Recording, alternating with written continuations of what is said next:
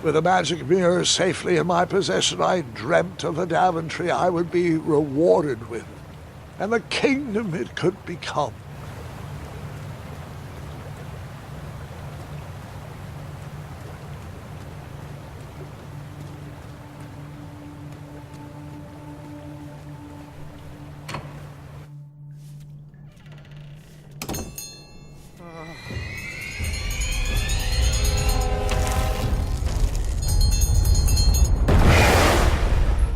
In that split second, I had three choices in front of me. Any would clear my path to safety, and all would have rippling consequences.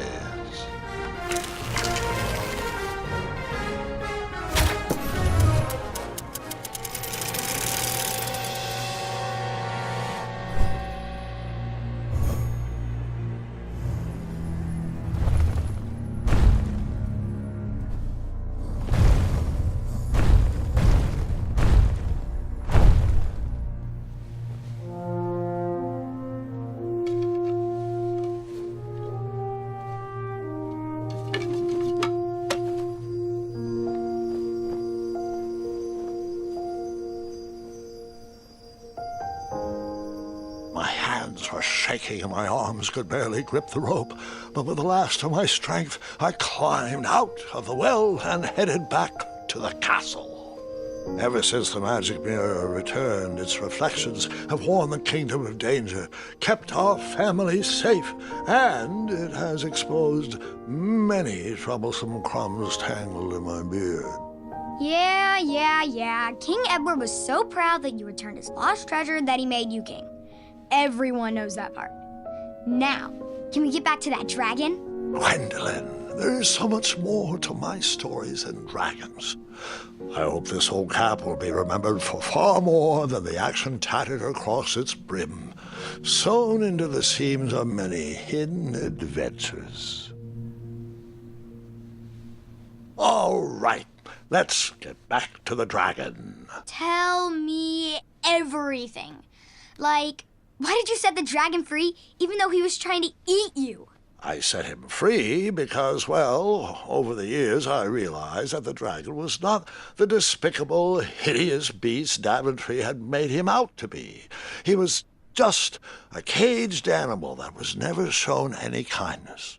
On that day, I forgave the dragon for his atrocious past. You have such a bizarre way of making friends, Grandpa. I guess I do, too.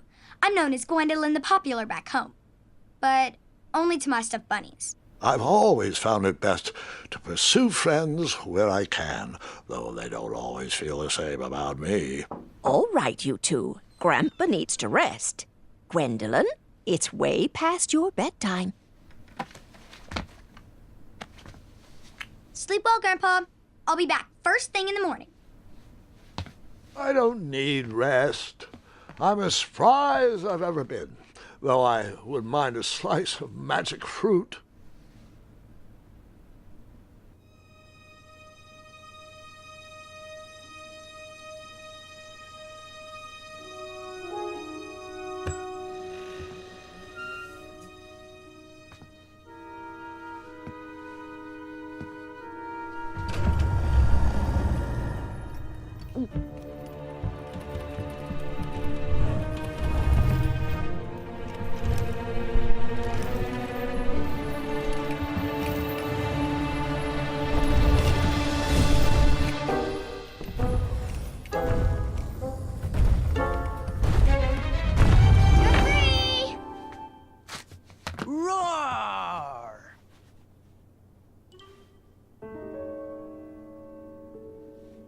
Well, hello, cousin. Guard! I'm glad you're finally here. He's been asking about you for days. I had to sit through the same story 5 times. We got here as fast as we could, and I like Grandpa's stories, especially the ones with dragons. Ah, yes, the legendary beast that he set free. I don't know if he forgets I've heard that story before or he doesn't care, but he loves telling it to anyone that will listen. I'm pretty sure I heard the nursemaids telling his same jokes in the hall. Have you heard anything the doctors are saying? Yes, doctors, wizards, magic elves. Grandfather is fine, Gwendolyn. They all say the same thing. He's just old. He still has a few good years left. Look, we're all excited that your family made the trip, but there's no need to worry. You should get some rest. I'm sure you're scheduled for a full morning of Grandfather's hilarious ramblings. Oh, I'm also scheduled for the tournament tomorrow.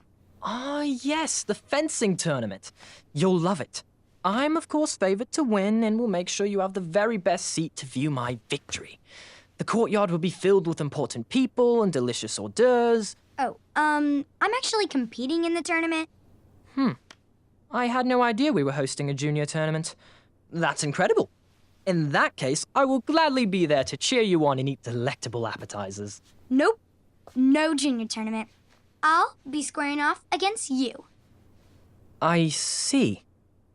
Well, perhaps this is the time to stop listening to stories and finally make some of your own. Good night, Gwendolyn. Sleep well.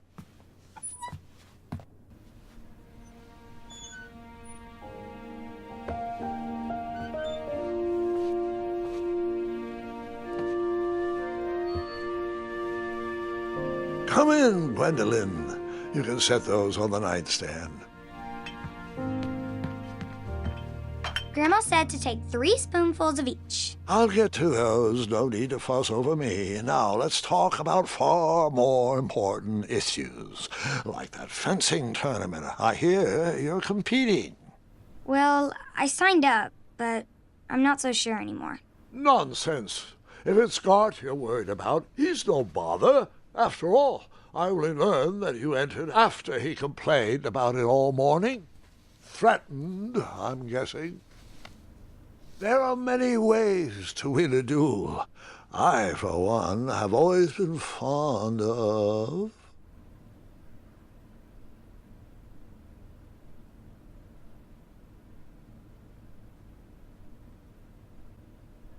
treating my opponents with respect. You'll be surprised what opens up to you. A lovely fellow once told me the fastest way to anyone's heart is through their stomach. Speaking of, that reminds me of a story, one I know you haven't heard before. When I was a much younger lad, before I was a knight, before I'd been to Daventry, and even before I had seen a dragon. It's a tale about a tournament that changed my life. It is a long story, but I shall tell it briefly. Well, Triumph, this looks as good a place as any to camp for the night. Let's rest up. We have a big day tomorrow.